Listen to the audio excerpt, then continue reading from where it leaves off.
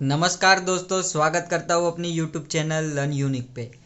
आज के वीडियो में हम फाइनाइट एलिमेंट मेथड का एक और टॉपिक डिस्कस करने वाले हैं, जिसका टाइटल है वन डायमेंशनल लीनियर मॉडलिंग। तो आज हमको ये थियरी जाननी पड़ेगी क्योंकि इसमें बहुत सारे एग्जाम्पल्स हैं जो इस थियरी की मदद से हम 1D एलिमेंट्स के सॉल्व कर सकते हैं। तो चलिए शुरू करते हैं दोस्तों। तो वन डायमेंशनल लीनियर मॉडलिंग नाम से ही पता चल जाता है कि 1D एलिमेंट की बात हो रही है। अगर आपने थोड़ी थियरी पढ़ी है तो आपको पता चल जाएगा 1D 2D 3D क्या होगा। मेरे पुराने वीडियो में भी वो है, तो एक बार आप उस वीडियो को ज़रूर से देखें।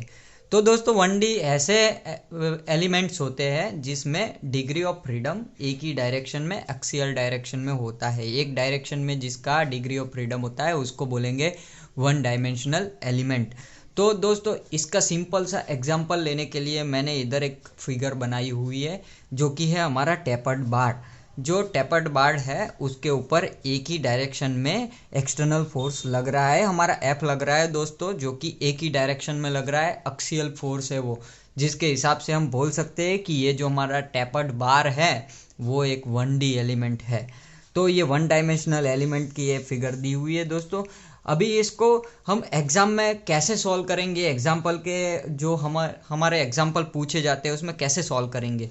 तो सबसे पहले फाइनाइट एलिमेंट मेथड क्या कहता है दोस्तों कि कोई भी एलिमेंट हो उसको फाइनाइट एलिमेंट्स में तोड़ दिया जाए उसको।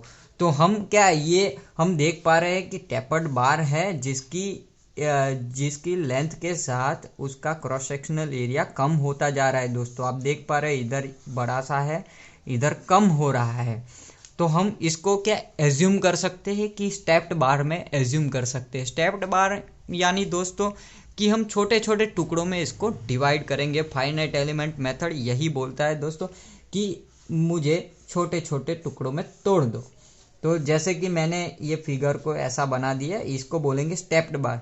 तो इसको और अच्छे से समझते हैं दोस्तों, मैंने दूसरी फिगर बनाई हुई है। ये देखिए दोस्तों कि हमने क्या किया, ये पूरा जो हमारा टेपर्ड बार था उसको नंबर ऑफ एलिमेंट्स में इक्वली डिवाइड कर दिया, जो जिसकी मदद से हमने क्या किया कि ये जो 1 2 3 जो एलिमेंट्स है सबकी क्रॉस सेक्शनल एरिया सेम है दोस्तों। जिसके हिसाब से हम क्या कर सकते हैं, बहुत ही आसानी से ये पूरा प्रॉब्लम सॉल्व कर सकते हैं वन डायमेंशनल लीनियर मॉडलिंग को करते हुए। ये करना ज़रूरी है जिससे हमको पता चलता है कि इसका क्रॉस सेक्शनल एरिया कितना है, कितने नोड पॉइंट्स है। मैं आगे डिस्कस करता हूँ दोस्तों। तो हमने क्या किया, इसको सिंपली बार में तोड़ दिया। तो अभी ये क्या हुआ, हमारा टेपर्ड बार था जिसको हमने 4 एलिमेंट में तोड़ दिया।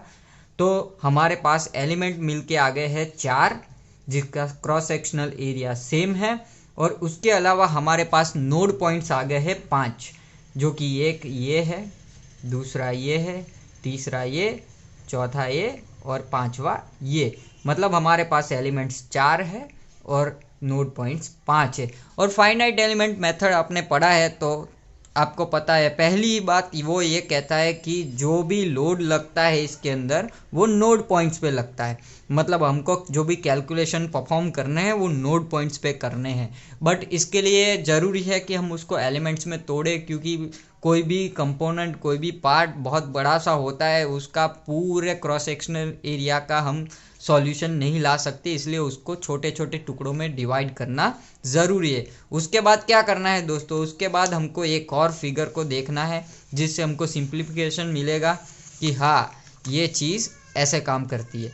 तो हमने क्या किया, ये जो स्टेप्ड बार वाली फिगर है, ये जो फिगर है हमारी स्टेप्ड बार वाली, इसको सिंपली एक लाइन से डिनोट कर दिया, क्योंकि हम वन डायमेंशनल की बात कर रहे हैं, एक्सियल की बात कर रहे हैं। तो इसको एक एक्सिस के तौर पे दिखा दिया।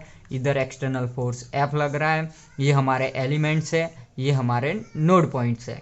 तो अभी मैंने जैसे कि बोला, फाइनाइट एलिमेंट मेथड में जो भी लोड लगता है वो नोड पॉइंट्स पे लगता है, जो भी वेरिएशन आता है वो नोड पॉइंट पे आता है। तो हमको क्या करना है, हमको पता करना है कि कौन से नोड पे क्या लग रहा है।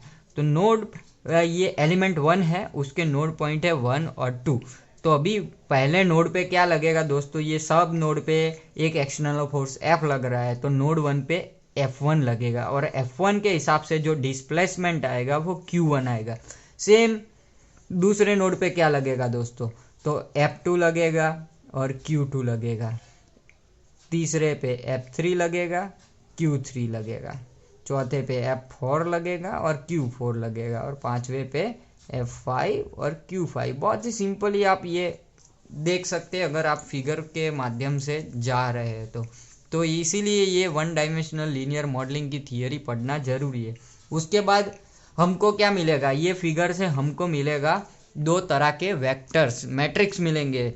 तो हमारे पास एक मिलेगा डिस्प्लेसमेंट ग्लोबल डिस्प्लेसमेंट मैट्रिक्स, या फिर वेक्टर लिख सकता हूँ, वेक्टर लिख सकता हूँ।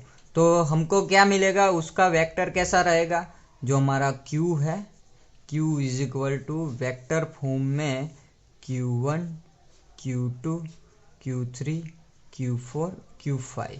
सेम टू सेम हमको एक मिलेगा ग्लोबल लोड वेक्टर, जो कि हमारा रहेगा F is equal to vector के अंदर F1 F2 F3 F4 F5। तो आशा करता हूँ दोस्तों आपको ये वेक्टर समझ में आ गए। ये फिगर के माध्यम से हम आसानी से डिनोट कर सकते हैं। उसके अलावा हमको मालूम होना चाहिए कौन कौन से नोड पॉइंट किस एलिमेंट के हैं और कहाँ कनेक्टिविटी जा रही है। तो इसके लिए इम्पोर्टेंट है एलिमेंट कनेक्टिविटी टेबल। तो मैं आपको समझाने की कोशिश करता हूँ कि ये जो हमारी फिगर थी जिसके अंदर हमारे 4 एलिमेंट थे, ये रहे 4 एलिमेंट, जिसके नोड पॉइंट्स को मैंने नोड नंबर के तौर पे इधर लिखा हुआ है एक टेबल के अंदर।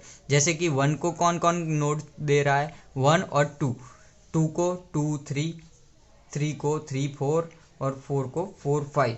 तो जिसमें अभी मान लीजिए कि मैंने में से एक नोड को सिलेक्ट कर दिया, एक एलिमेंट को सिलेक्ट कर दिया कि मैंने तीसरे नंबर के एलिमेंट को सिलेक्ट किया है। तो ये जो तीसरे नंबर के एलिमेंट के नोड नंबर्स है 3 और 4, वो हमारे हो गए global DOF, global degree of freedom या ग्लोबल नोड नंबर्स। ये वही हो गए जो एलिमेंट के नोड नंबर्स है। और उसके अलावा जो ऊपर के दो एलिमेंट्स के नोड है, मतलब 3 तो हमारा ग्लोबल हो गया है, तो वो ऑलरेडी शेयरेबल है, तो वो भी ग्लोबल डिग्री ऑफ फ्रीडम कहा जाएगा। उसके अलावा जो नोड नंबर्स बचे हैं 1 और 2, ये हमारे हो गए लोकल DOF। तो सिंपली ऐसे हमको कनेक्टिविटी टेबल के कनेक्शन को देखना पड़ता है। आगे प्रॉब्लम्स में मैं आपको बताऊंगा कि ये कैसे काम करता है। ये जब इक्वेशन के अंदर ये सारी वैल्यू पुट करनी रहेगी तब ये सब हमको इम्पोर्टेंट होने वाला है। तो आशा करता हूँ आपको वन डायमेंशनल लीनियर मॉडलिंग समझ में आ गया हो। नेक्स्ट टाइम हम दूसरे किसी अच्छे से टॉपिक के बारे में डिस्कस करते हुए मिलेंगे। तब तक के लिए धन्यवाद।